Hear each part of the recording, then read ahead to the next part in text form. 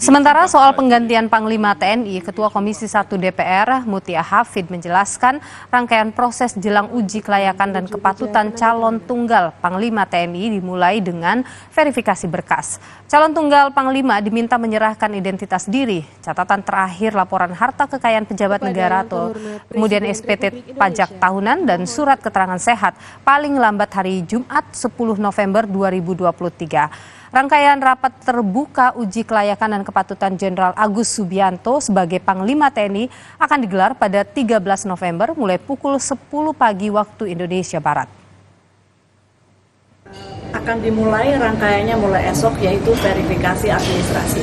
Jadi calon Panglima diharapkan melengkapi daftar riwayat hidup, NPWP, KTP, kartu keluarga, kemudian LHKPN tahun 2022, kemudian SPT pajak tahun 2022 dan surat keterangan sehat dari rumah sakit pemerintah.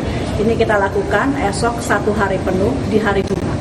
Kemudian RDPU atau penyampaian visi misi yang biasa disebut fit and proper test itu akan dilakukan hari Senin tanggal 13 November pagi.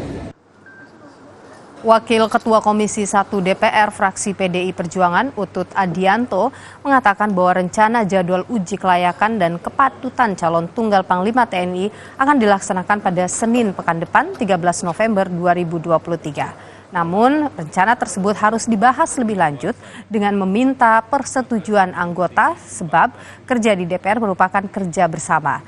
Sebelumnya, Saudara, dalam rapat atau dalam surat Presiden, Kepala Staf Angkatan Darat Jenderal Agus Subianto menjadi kandidat tunggal Panglima TNI menggantikan Laksamana Yudo Margono yang akan pensiun 26 November 2023. Iya, tadi rencananya, tapi ini kan mesti intern lagi. Jadi kepemimpinan di DPR ini kan kolektif kolegial.